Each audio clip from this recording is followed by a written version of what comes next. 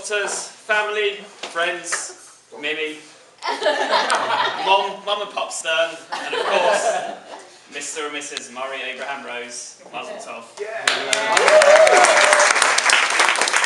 My name's Alan. I'm Daniel. And we're fortunate enough to be the best men on this wonderful occasion. Whether you know him as Muzz, Muzzer Boy, the Maserati, the Murrinator, Dirty Murray, Avi Rosen, George Costanza, or simply Murray. Whether you love him for his quirky dress sense, his Cockney lingo, his table manners, or his encyclopedic knowledge of the world of Johnny Vaughan, the Rose means something to everyone, and we love him.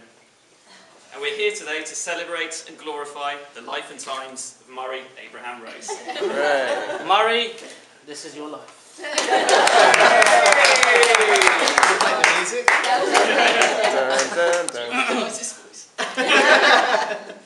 Having to make a best man speech is hard enough, but to do so for Murray is really a high-pressure undertaking for numerous reasons.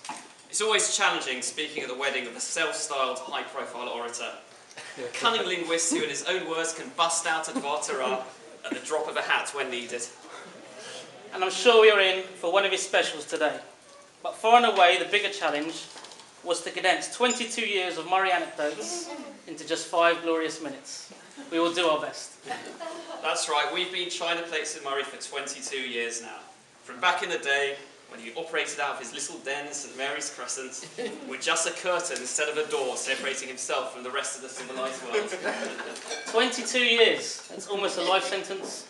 But in that time, how we have laughed, and not just at him. So many of you may not be aware that Muzzer was somewhat of a celebrity back in northwest London back in the day. You'd actually be hard-pressed to mention the name Murray Abraham Rose in certain London suburbs and not garner some kind of reaction. From school teachers to rabbis, from former employers to female classmates, everyone had an opinion. So much so that people have kindly volunteered some messages to be read out by us today. His former bosses in Miami, Adrian Green and Eve Burrock, write, Mazel Tov, Murray. Nobody left their mark on our boardroom table like you did. A true asset to our company. A female classmate, Ivy Swanes, recalled how Murray would cycle over to her house and help with French homework. Mazel Tov and thank you, Murray, she says. Without your close one-on-one attention, I would not have passed my French GCSE. From his boss at Epoch Software in Colindale, North London, Gabby Friedman. From 9 AM until he went home, Murray was transfixed in front of his computer screen. He was in the zone and insisted on not being disturbed. What dedication. You just can't get staff like that these days. Thank you for all those lovely messages. Thank you. Thank you. Now back to Murray's formative years. And Mimi, I'm sure you'd agree that from a very early age, it was obvious to anyone that Murray was a very special boy with very special talents. When Alan and I made his acquaintance in the early 1990s, we were struck by several traits.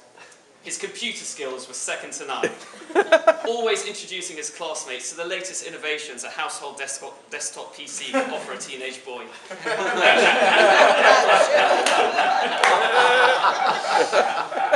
Constantly 10 steps ahead of the game in his own words, he embraced the internet at its very advent. It was not uncommon when his home internet was down for him to walk to the local library late at night just to stream their Wi-Fi from a bench outside in order to keep abreast of the latest activity on the Wi-Fi. He had exceptional stamina, and although he sadly hit his physical peak at the age of 16, he could achieve feats that his peers could only wonder at. His bedroom was a gallery adorned with the finest photographic art. Especially on the ceiling.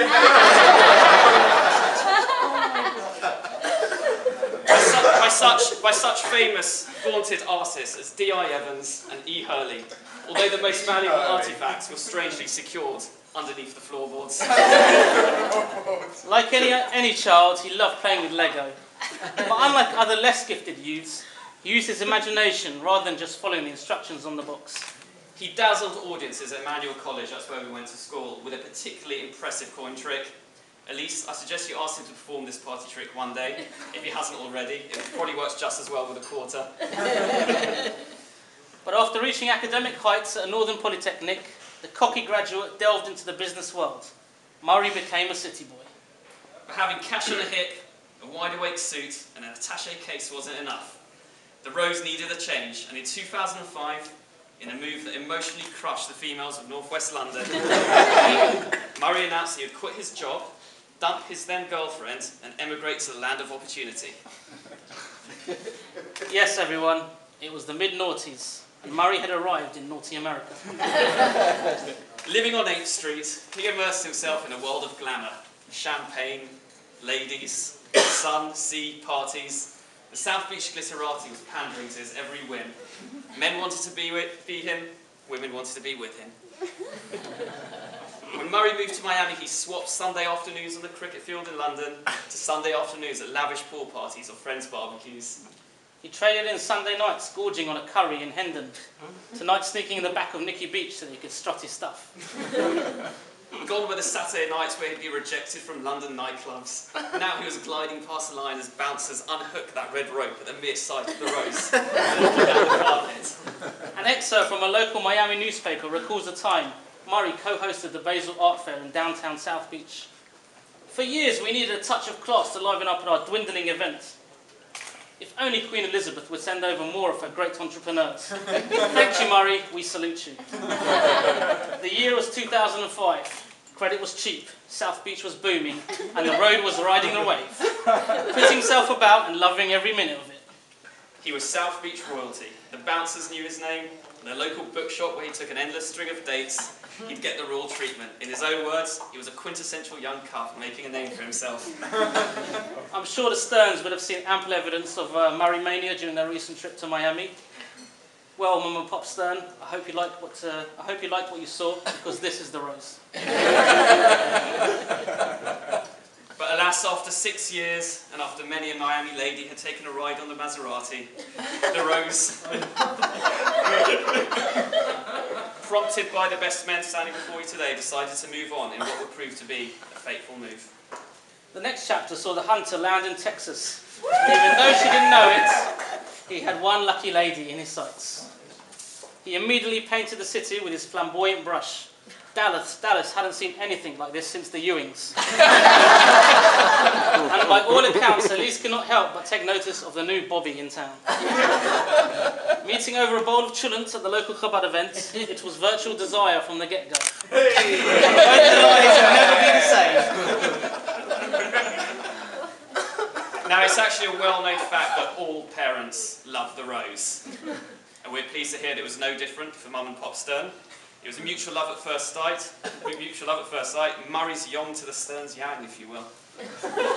Whether hitting homers in the back garden, cooking meatballs, nights out at the cinema, playing fantasy football, watching the Olympics, or being guests at Murray's Friday night dinners, the last year has seen Rose taken firmly into the Stern bosom. A fully fledged member of the Stern family, as it were. So now that Murray's a permanent fixture at Shea Stern, our advice is as follows. Keep the fridge well stocked with bottles of Corona, and make sure his favourite seat in front of the telly is kept warm. The Sterns have evidently been blessed with 2 beautiful daughters. Now they are blessed with a beautiful son.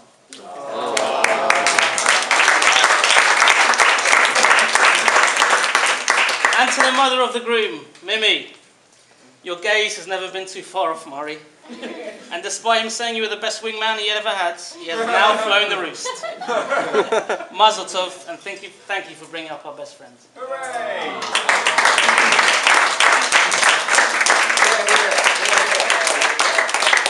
And now to the adorable couple. Elise, who'd have Adam and Eved it? Now the old Highland fling is on the finger. Today you officially take on the supreme mantle, Mrs. Murray Abraham Rose. And the last girl to take a ride on the merry-go-round.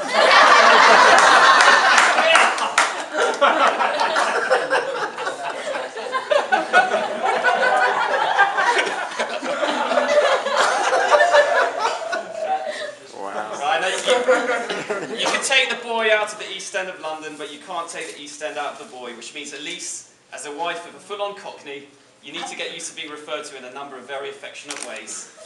Murray's bit of scrut. It's trouble and strife. The old girl. Her indoors His bit of skirts. is Doris. Now, we've only met Elise briefly, but our sense is that Rose is onto a real winner here. You look absolutely stunning. Thank you. So do you, Elise. And we wish you a happy and blessed life together. May you build a loving, kosher home with a garden full of roses.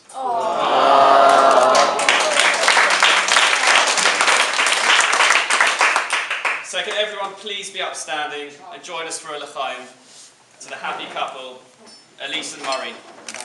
L'chaim, l'chaim. Release of Murray. Shalom to you.